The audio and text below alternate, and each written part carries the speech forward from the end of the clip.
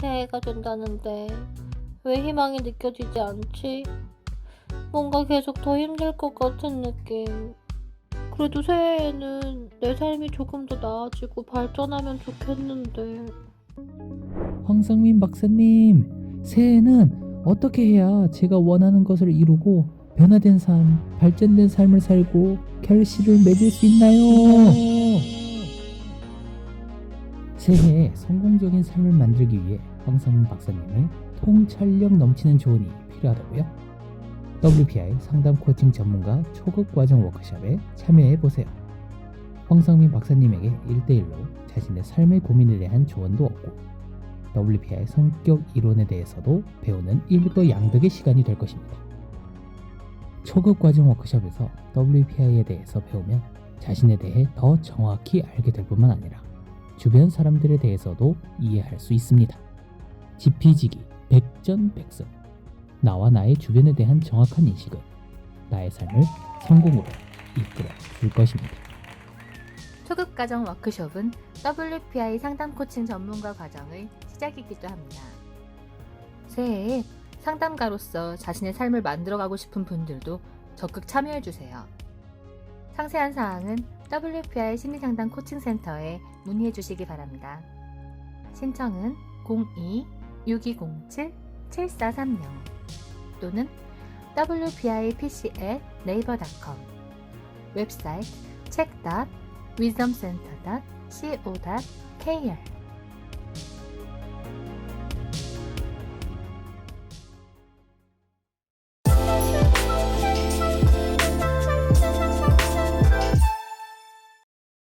안녕하세요.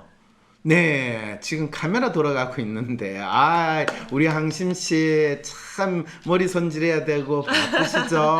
네, 박사님, 네. 말하기 전에 제가 중요하게 한마디 먼저 해도 될까요? 무슨 한마디예요? 네, 황심소 구독, 좋아요 꼭 부탁드립니다, 여러분. 그건 두 마디 하셔도 되는데.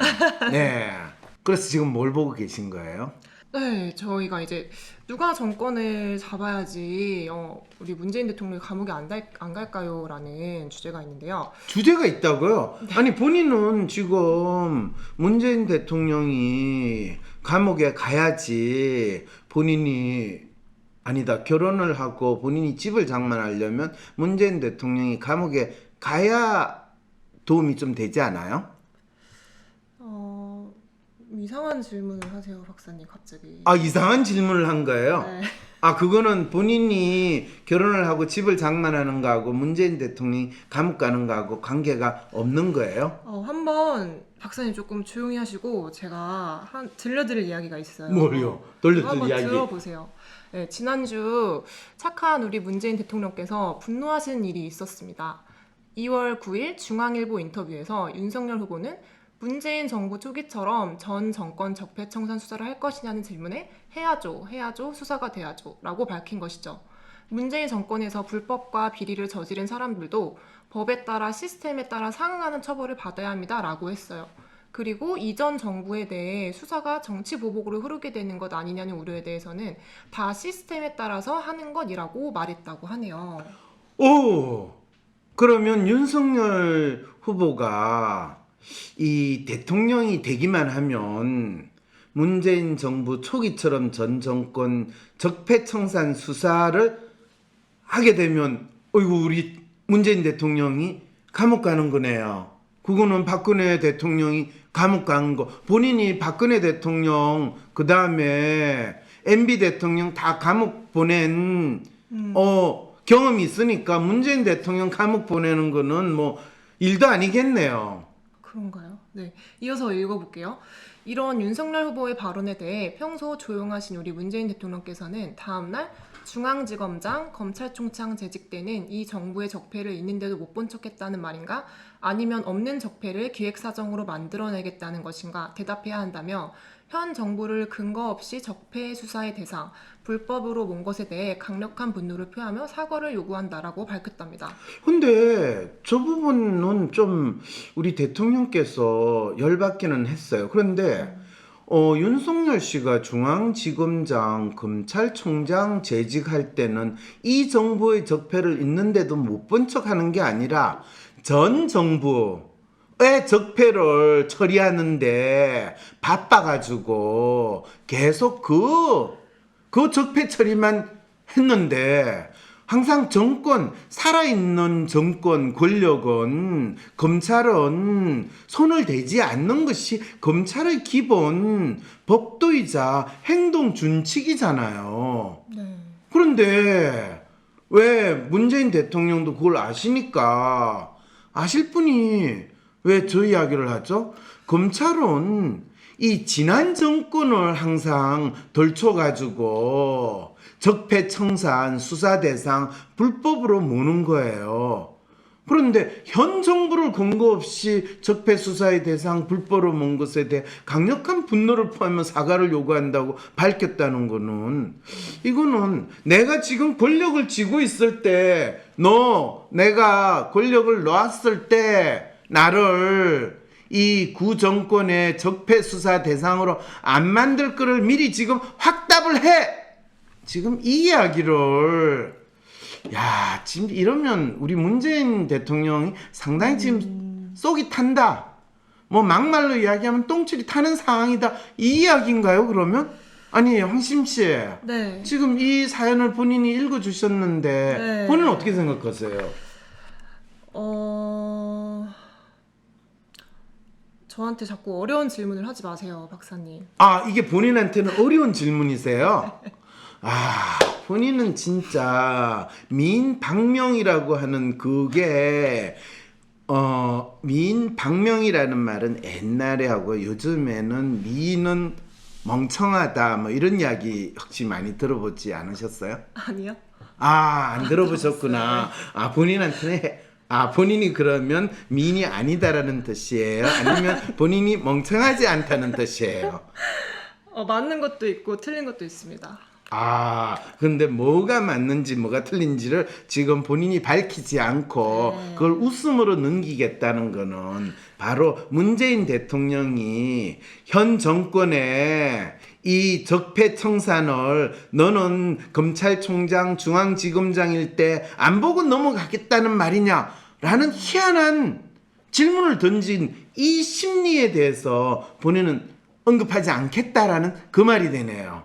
네. 저는 문재인 대통령이 그거에 대해서 분노를 표현했다고 할 때, 아니 이분이 중앙지검장을 윤석열 시키고 검찰총장을 시킨 거는, 아니 당건 특검을 이어서 적폐청산에서 전 정권에 잘못 쓰던 뭐 온갖 이 뭔가를 파헤쳐가지고 이 적폐청산 사법부 개혁 뭐 어쩌고 저쩌고 하는 핑계를 대가지고 다 잡아놓으라는 그 엄밀한 하명은 아니지만은 이신점심으로 나름대로 그거를 열심히 하라고 했는데, 그러면 당연히 뭐 이 다음 정권을 잡게 되면 항상 전 정권의 적폐 청산하는 거는 검찰의 기본적인 사명이고 또 기본적인 임무인데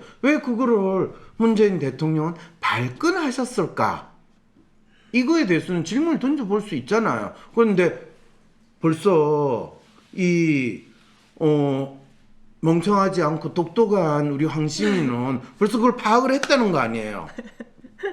그렇죠. 그렇죠. 네. 뭘 파악했는지 빨리 이야기해봐요. 네. 뭘 파악했어요?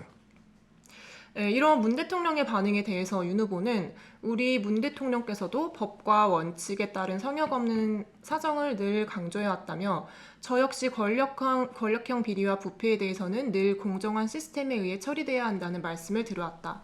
그런 면에서 우리 문 대통령과 저는 똑같은 생각이라 할 수 있다고 받아쳤습니다. 그렇죠.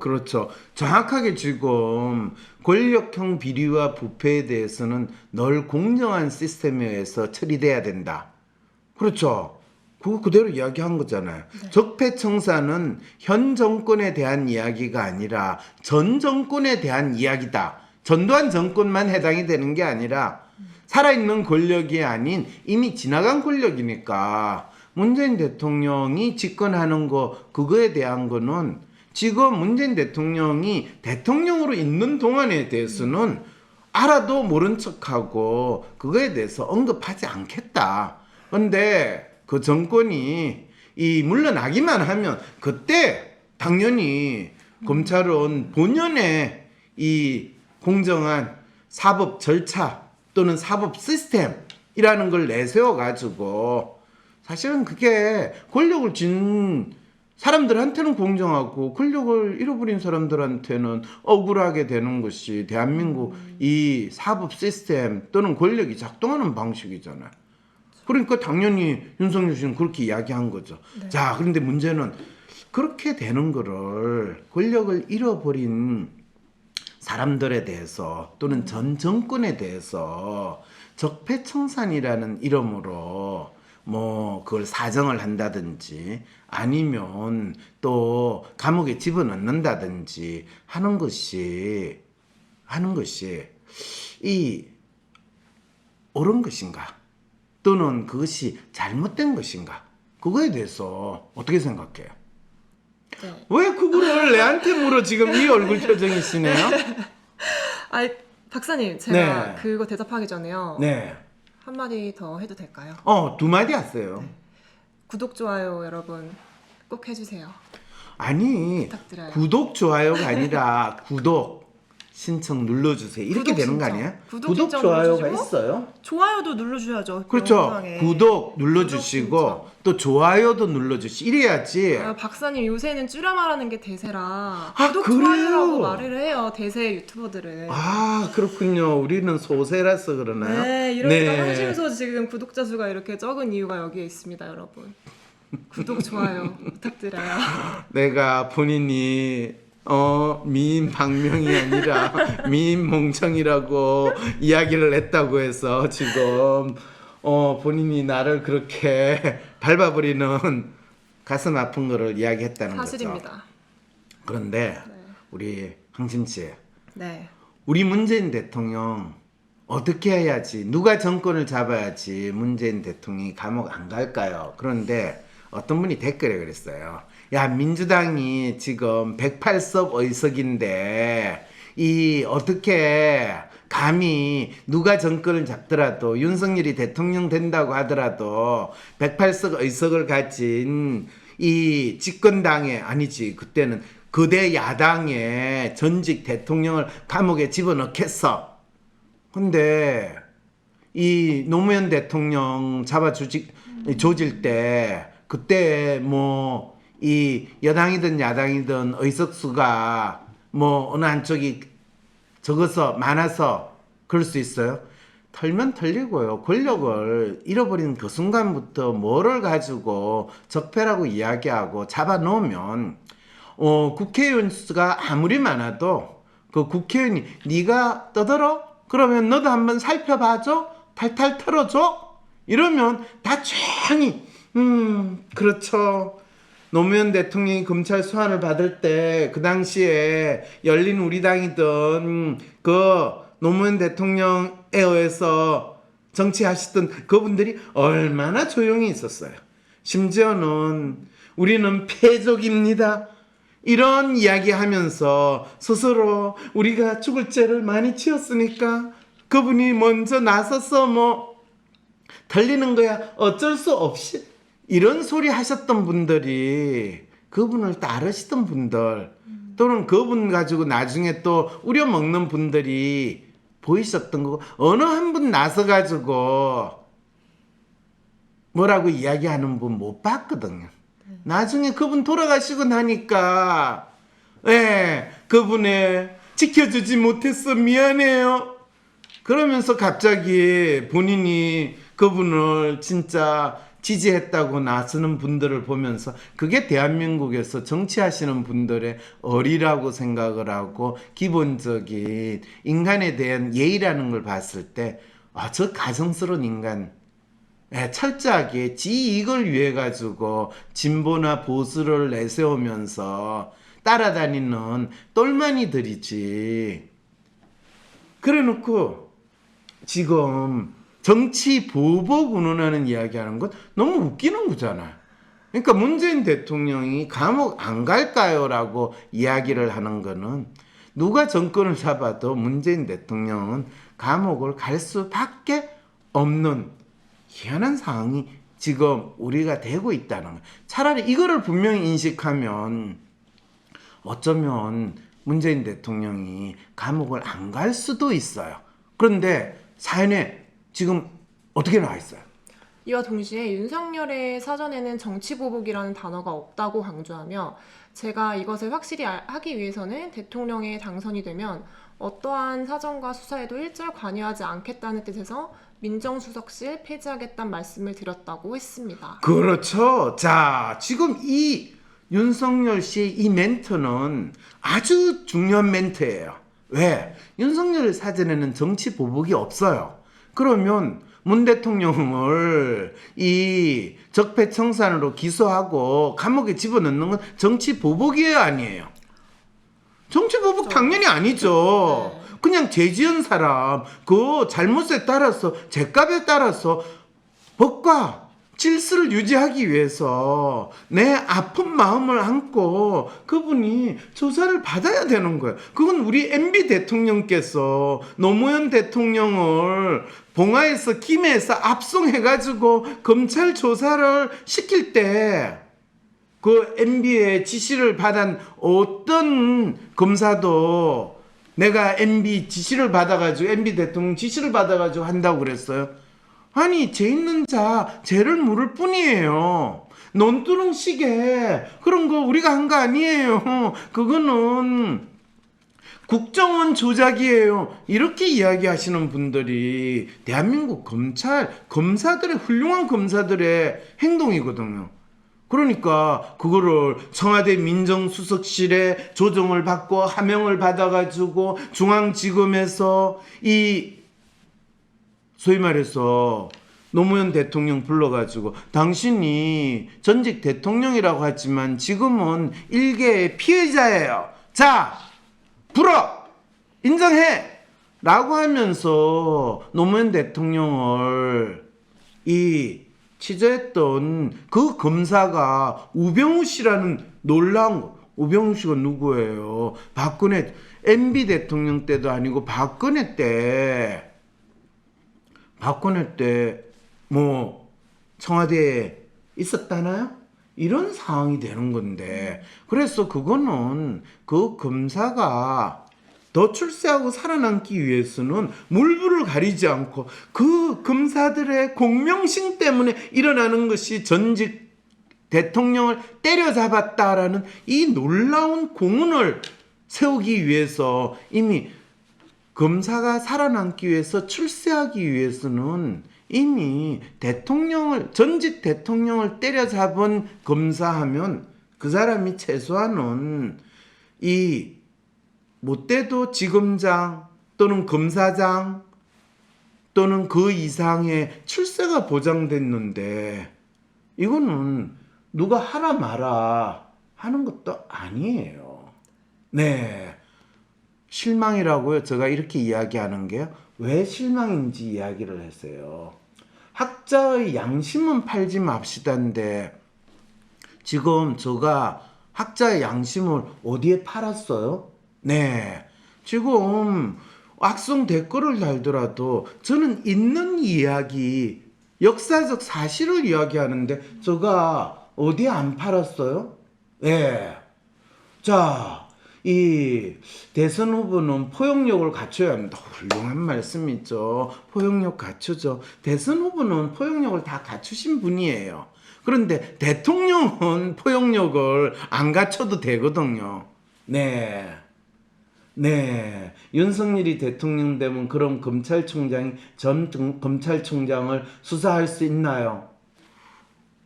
지금 검찰총장이 전 검찰총장을 수사할 수 있냐가 아니라 검찰총장이 전 대통령을 수사할 수 있나라는 질문을 해야 되고 검찰총장이 현 대통령을 수사할 수 있나요? 라고 질문을 해야 돼요. 무슨 말인지 아시겠어요? 만일 윤석열 씨가 대통령이 된다면 가정을 하고 그런데 만일 윤석열 씨가 대통령이 안 되고 이재명 씨가 대통령이 됐다. 자, 그래 되면요.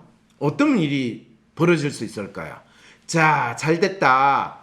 이재명 씨가 대통령 됐으니까 이 이재명 씨는 문재인 대통령을 감옥 보내는 전에 그러면 이 야당 후보로 나왔던 윤석열 씨 후보, 특히 그 눈에 가시 같았던 윤석열 씨 부인 탈탈 틀어가지고 너는 줄리가 아니라 줄라이였어 라고까지 확인하고 이 도이치모터스 이 도이치모터스니까 줄라이가 아니라 줄리가 되나요? 아니면 이히 줄리? 띠히 줄리? 뭐 이렇게 되나요? 네, 이렇게 해가지고 이 윤석열 씨 집안을 완전히 감옥에 다 보내는 상황이 되면 그것이야말로 자신의 정적이었던 야당 대통령 후보를 본인이 대통령 된 다음에 탈탈 털어가지고 감옥에 보냈으니까 정치 보복의 원단이 되는 그 상황이 된다는 거죠. 왜? 검찰을 시켜가지고 누구 기소해라고 하는 거는 검찰은 대통령 말을 아주 잘 따르는 것이 기본적으로 검찰이 잘 하는 거니까. 네. 자, 이랬을 때 제가 학자적 양심을 어디 팔아먹었나요? 사신 분 나오셔서 알려주세요. 얼마에 팔았는지. 저도 그 돈 모아가지고 뭐 집이라도 하나 장만해야 될 것 같은 생각이 드는데요. 네, 선진국은 검사 판사 출신은 절대 대통령으로 안 뽑는다고 합니다.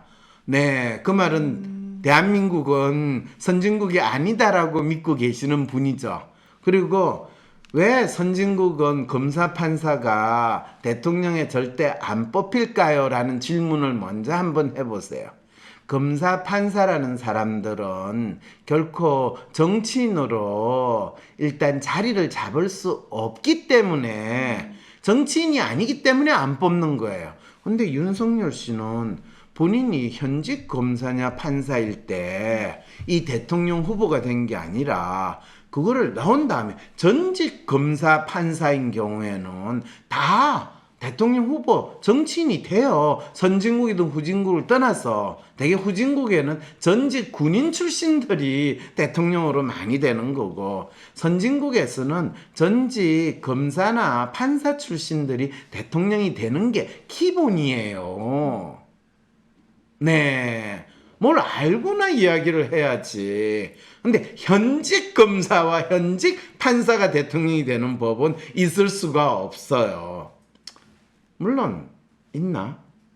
네.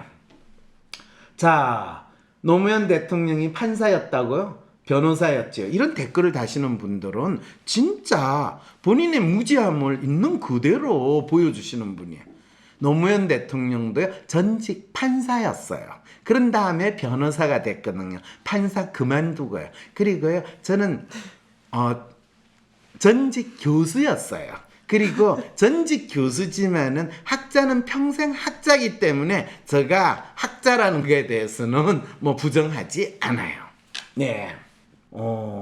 교수도 교수 나름이라고. 그렇죠. 교수도 교수 나름이죠. 시시한 교수하고 저하고 비교하면 저는 모가지가 잘린 교수예요. 그리고 테녀가 있는 교수, 대한민국에서 그래도 번듯한 대학에서 테녀가 있는 교수가 모가지가 잘린 교수, 스카이 수준에서 서성한 중경 외시까지 내려가도 없어요. 테녀가 있는데 모가지가 잘린 교수는 대한민국 대학이 아무리 후지다고 하더라도 그런데도 모가지가 잘렸으니까 얼마나 뭐 보통 교수가 아니라는 거 알겠죠? 자, 그럴 때 이재명, 윤석열 누가 당선될까요? 이런 질문을 하는 사람들이 진짜 멍청한 인간이에요. 둘 중에 한 사람은 당선이 돼요. 여기 안철수가 나와가지고 뭐 누구하고 버튼 타치를 하지 않냐 이런 상상을 하시는 분은 진짜 이 심심하게 사시는 분이다라는 생각이 드는 거예요. 자, 그런데 지금 이 사연 주신 분들은 진짜 무슨 사연을 준 거예요? 네. 이를 인식한 듯 이재명 후보는 2차 대선 후보 TV 토론에서 양당 독점 체제, 양당 체제 제도에 상대의 실수를 기다리는 정치를 하고, 그러다 보니까 심지어 우리 윤석열 후보님 같은 경우는 자기를 중용해준 대통령에 대해서도 공공연하게 정치 보복하겠다는 의사를 표명하고 위협까지 하는 이런 상황이 벌어집니다라고 문 대통령의 정권에 대해 사정을 정치 보복이라고 규정을 하기도 했다고 해요. 그렇죠, 그렇죠. 그러게요. 참 이게 뭔 뜻인가를 한번 봅시다. 양당 독점 체제, 양당 체제 대대에서 상대의 실수를 기다리는 정치를 한다. 저는 이 표현을 보면서 이재명 후보는 양당 정치 제도 또 이거에 대해서 이게 어떤 의회 제도 내에서의 의미가 있고 장점이 있고 단점이 있는가에 대해서 진짜 이해가 없구나. 그냥 상대 실수를 기다리는 정치를 하는 수준 정도밖에 생각을 못 하시는 분이구나는 측면에서 너무 놀랐어요. 왜냐하면 이재명 지사는 차라리 그거와 관계없이 저는 국회의원을 한 번도 안 해봤고 하기 때문에 정치에 대해서는 저는 이 성남시장을 하고 경기도지사를 했기 때문에 정치라는 것보다는 행정의 달인이라고 저를 내세울 수 있고 정치인 아닙니다. 그렇지만은 이 검사로 평생을 보낸 사람도 정치인이 아닐 거라고 저는 믿습니다. 그래서 이번 선거는 진짜 기존의 정치 질서나 논리와 완전히 다른 두 새로운 인물이 대한민국에서 정치를 하겠다라고 나온 경우입니다. 라고 해서 현 대선 전국의 특수한 상황을 본인 나름대로 참신하게 정의를 해줬더라면 이재명 씨가 진짜 똑똑하구나. 저 사람이 자기 스스로 유능하다라는 것이 저렇게 표현이 되는구나라는 거를 제가 충분히 공감했을 것 같은데 뭐 양당 체제에서 상대방 실수를 기다린다.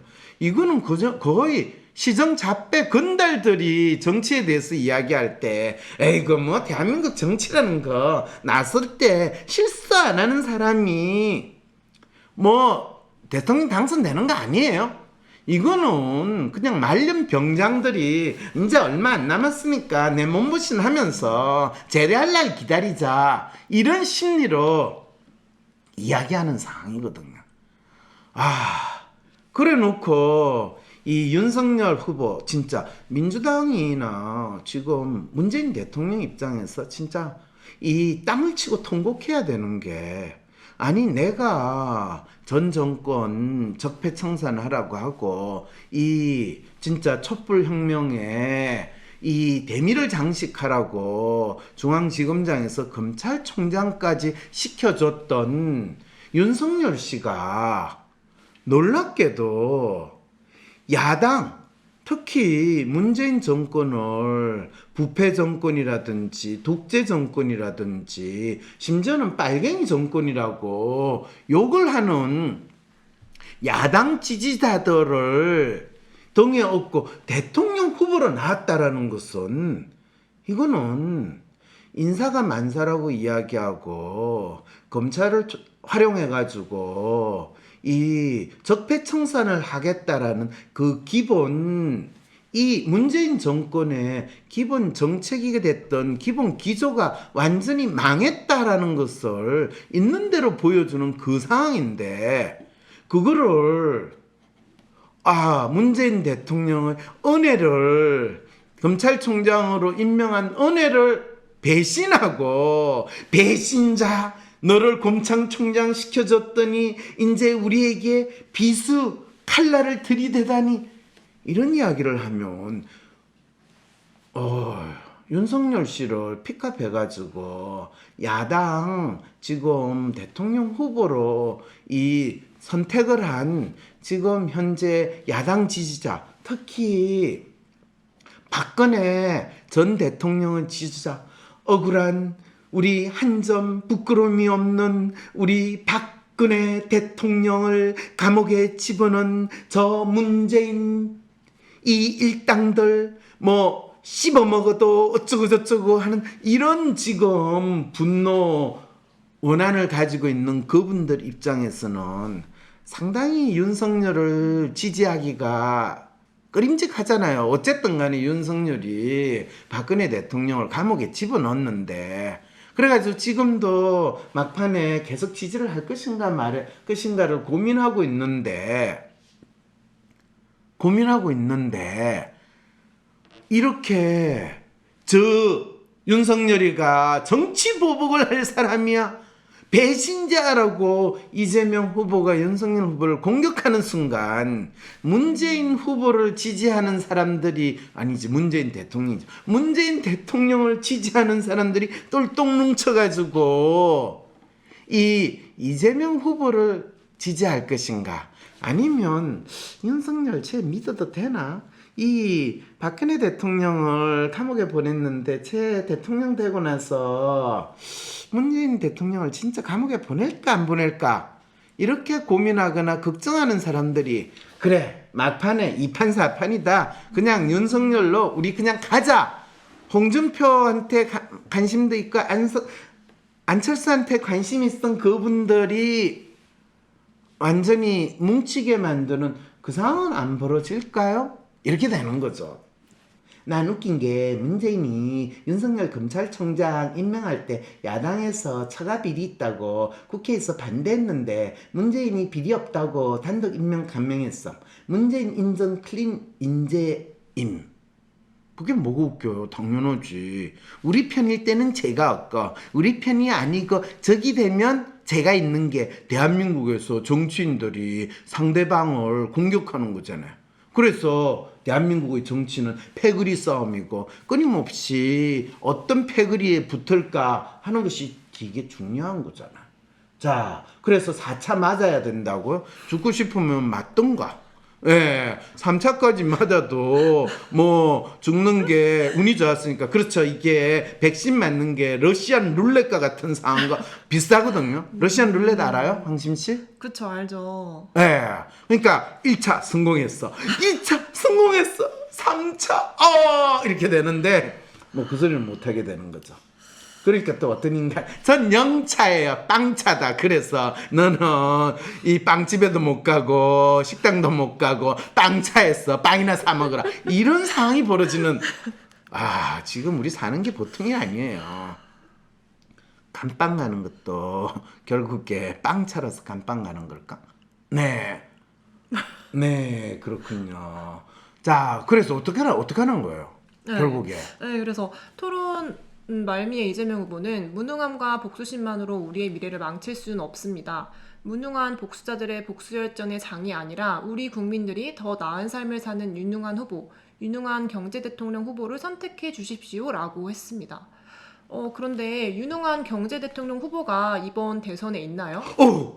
이야, 진짜.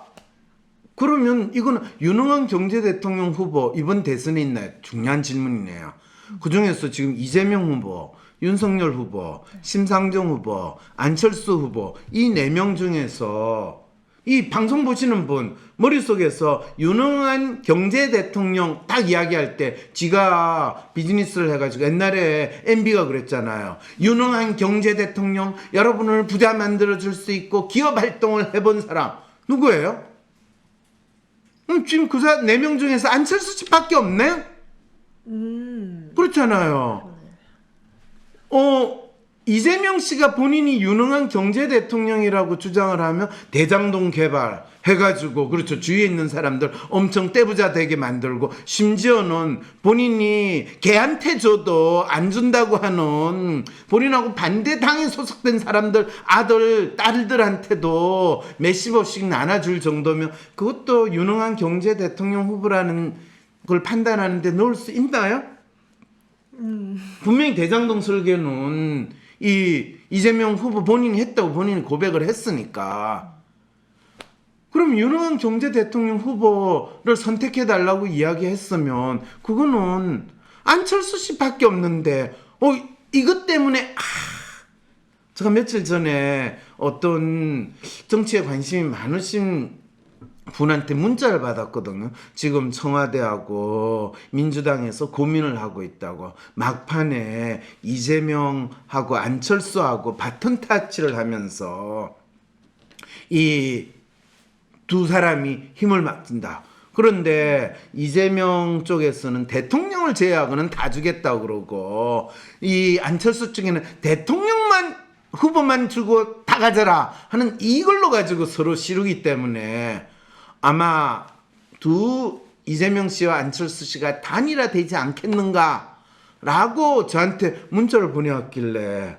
그런 일이 벌어진다라는 거는 그 두 사람이 뭐 약을 먹어가지고 제정신이 아닌 상황에서 수면제를 먹여놓고 그 밑에 있는 사람들이 서로 합의문을 작성하지 않는 한은 일어날 수 없습니다 라는 식으로 제가 그런 상상을 하는 것도 참 재밌는데, 그런 일이 없습니다라고 이야기했는데, 저 깜짝 놀랐어요. 그래서 이재명 후보가 아니 유능한 경제 대통령 후보를 선택해 주십시오라고 했는데, 뭐라고요? 네, 그러면 혹시 이재명 후보는 당신이 유능한 경제 대통령 후보라고 믿고 계신 거라면 분명 대장동 개발을 하면서 국민의힘 관계자들의 돈잔치가 된 것을 경제의 치적이라고 믿고 있다는 뜻일까요?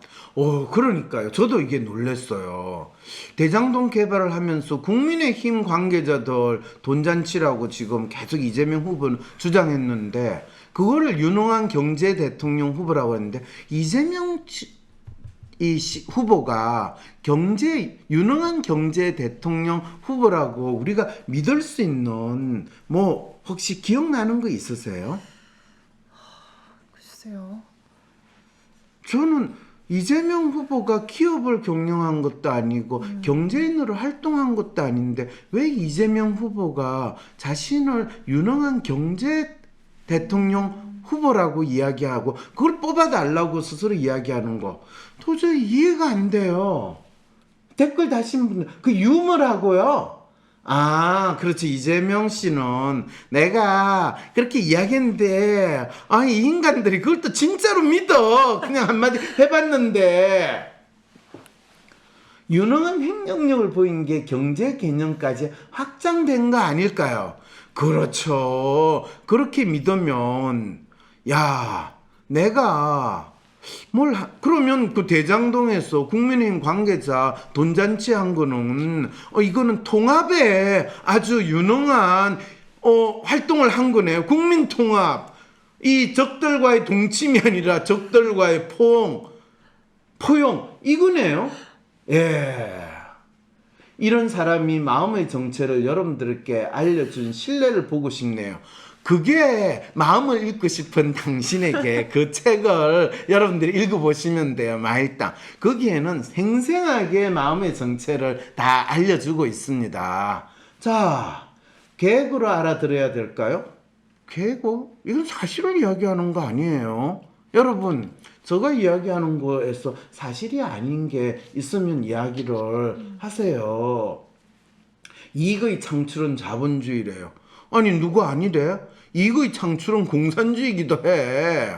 공산주의도요 다 이익을 창출해가지고 권력을 잡은 사람들이 나눠먹고 그러면서 우리는 같은 동지야. 여러분 동물농장 조지 오웰의 동물농장이 공산주의 사회주의를 가장 잘했는데 우리는 평등하다. 그렇지만은 나폴레옹 각하는 더 평등하다. 이렇게 나오고도 있거든요. 박수는 예전에 성남시장일 때요 이재명이 네. 성남시 빚을 다 갚았던 걸로 약간 그런 경제대통령 자기 유능하다 그렇게 이미지를 본인이 생각하는 거 아닐까요? 그래서 경기도지사 선거할 때 그거 되게 밀었었거든요. 그렇군요. 이재명 지사가 성남시 빚을 다 갚았다라고 본인이 주장을 했군요. 그런데 그 빚을 다 갚았다라고 주장하기 전에 이재명 지사가 성남시가 빚이 많아서 모라토리움을 선언을 했다라는 것도 먼저 여러분들이 본인이 시장이 되고 나서 이제 성남시장이 되고 나서 성남시 빚이 많기 때문에 뭐 성남시청을 새로 짓는다고 그래서 우리 빚 못 갚는다 라고 해서 모라토리움을 선언을 했어요. 그때 빚이 한 5천억인가 1조 안 되는 거예요. 근데 여러분 성남시가 얼마나 세수가 많고 개발 사업이 잘 되면 대장동 그거 하나만 가지고도 1조 이익이 금방 날 수 있는 동네가 성남시거든요. 그러니까 기본적으로 개발 이익이든 세수 1년에 1조 정도는 우습게 거둬들이는 이 시가 바로 성남시거든요.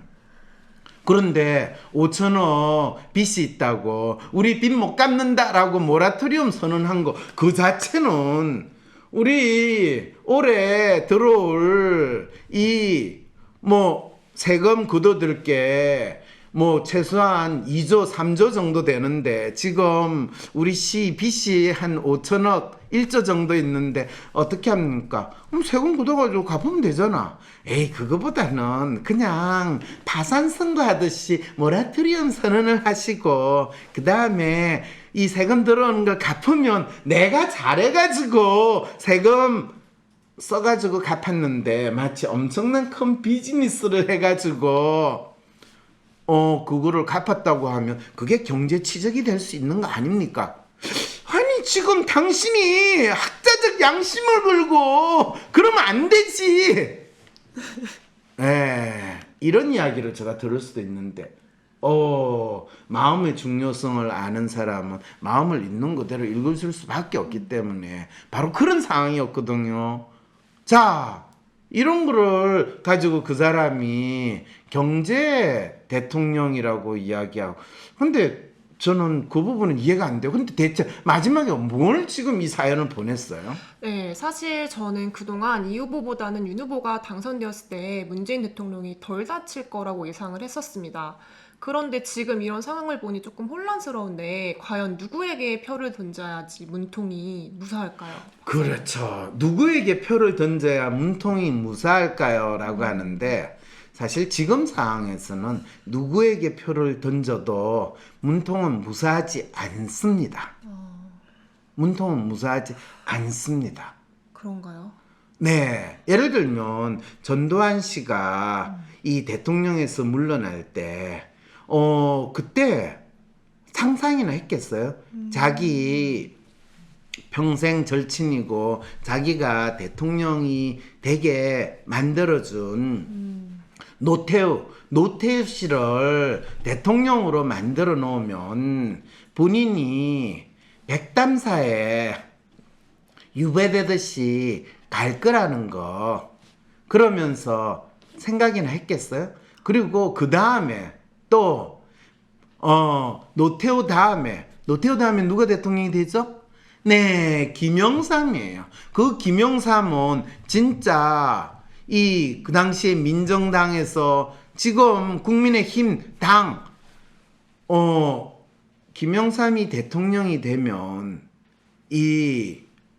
이미 같은 당에 소위 말해서 야당으로 있던 사람을 대통령이 되게 만들면 이 전두환 심지어 그 다음에 노태우 감옥 갈 거라고 상상이나 했겠어요? 절대로 감옥 안 가니까.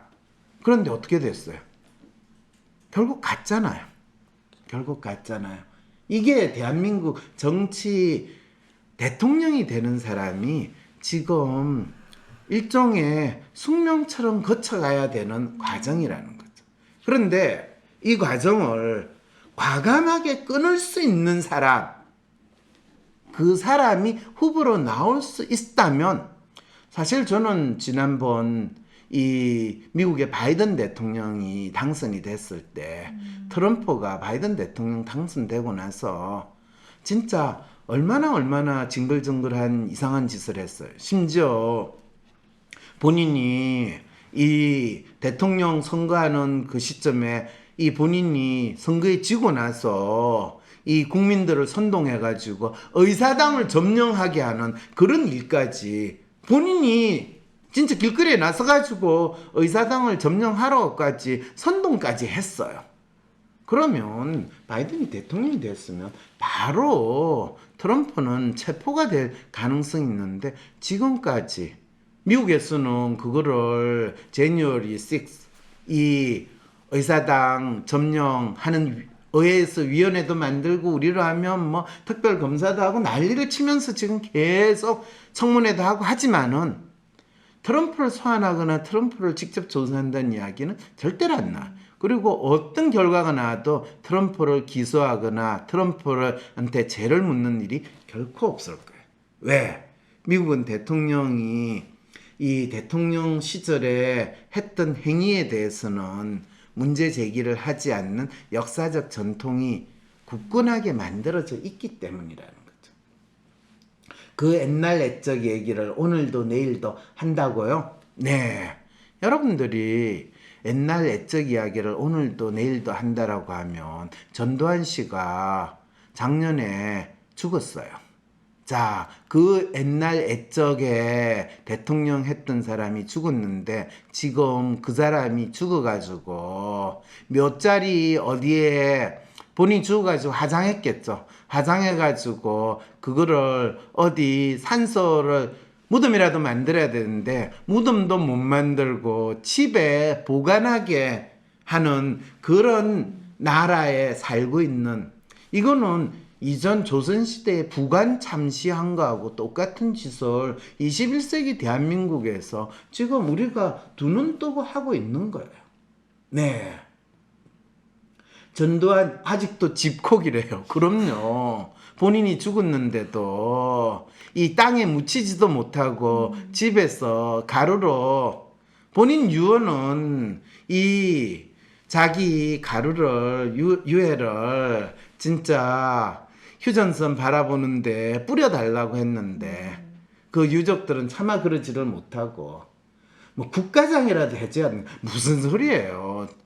아니 국가가 대통령을 했지만 감옥도 보내고 절에 유배도 시킨 사람을 어떻게 국가장을 해줘요. 그거는 국가로서 쪽팔리는 일이잖아요.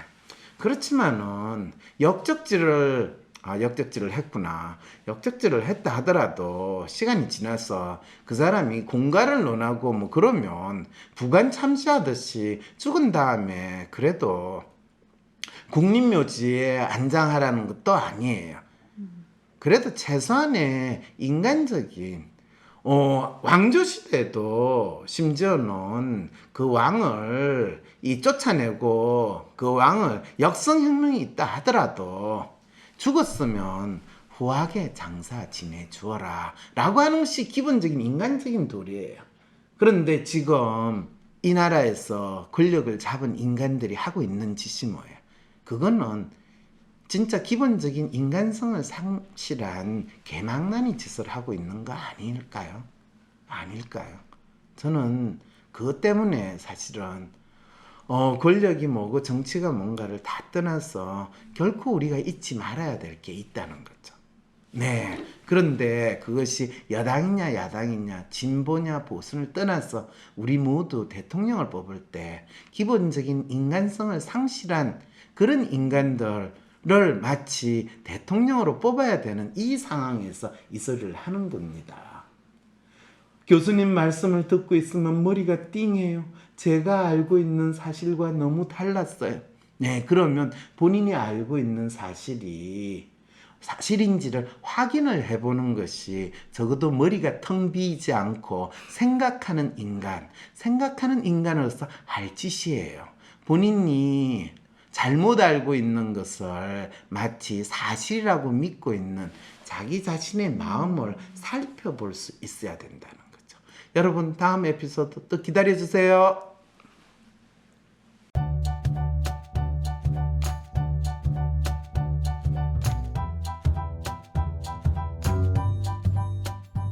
사실 이 책의 제목, 표지에서부터 힌트가 있긴 있었네요. 마음을 읽고 싶은 당신에게. 큰 제목 밑에 삶의 문제와 마음의 아픔 해결법 이렇게 적혀 있거든요. 그렇죠. 그런데 한 사람의 마음을 이렇게 읽게 되는 것으로 그 사람의 문제를 파악할 수 있다? 네. 게다가 마음의 아픔까지도 해결할 수 있다. 네. 어떻게요?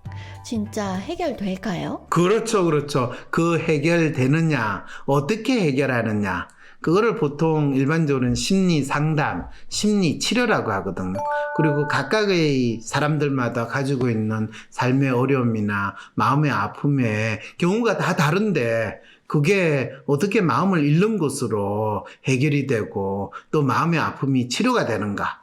그것이 바로 이 책에서 생생한 사례로 나타나 있거든요.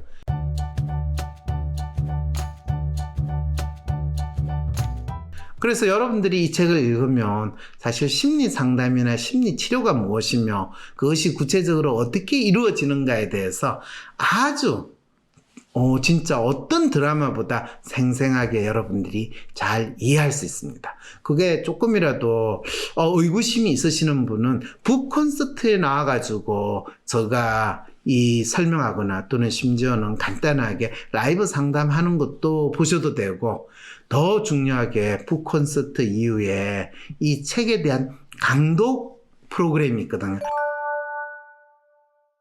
강독 프로그램 7회 해가지고 이 책의 내용을 조금씩 저하고 같이 읽어가면서 제가 한 줄 한 줄, 한 땀 한 땀 설명해주는 그런 시간이 될 겁니다. 그렇게 되면 여러분들은 심리 치료라는 게, 심리 상담이라는 게 이런 거구나. 그리고 그 각각의 사람들의 마음을 이렇게 읽어가는구나 라는 것을 더 생생하게 아실 수 있으니까 마음을 읽고 싶은 당신에게 이 책 강독 프로그램에 꼭 참가를 해주시기 바랍니다. 강독 신청 링크 나중에 영상 설명란 안에 꼭 넣어주세요. 그나저나 이 책을 읽은 열독자들이랑 황심소 애청자들이 이렇게 자기 마음을 다 읽고 자기 문제도 척척 다 해결해버리고 그래서 마음도 하나도 안 아프고 이러면 타로카드집 사장님이나 무당이랑 목사님 같은 분은 뭐 먹고 살죠? 네, 그분들은 여전히 밥 먹고 사시고요. 네, 소고기 먹고 사세요. 그거는 왜 그러냐 하면 이 책 안에 이미 제가 이 무당이라시는 분, 참 이 의사 선생님, 몸 아픈 사람, 마음 아픈 사람, 그런 분들 어떻게 치료하는가, 또 그분들이 무당 굿하고 또 의사 선생님이 몸 병 치료하는 거하고 마음을 잃는 거하고 어떻게 다른가, 이런 내용도 다 있습니다. 그래서 그분들은 여전히 앞으로도 잘 먹고 살 거니까 그건 걱정 안 하셔도 돼요.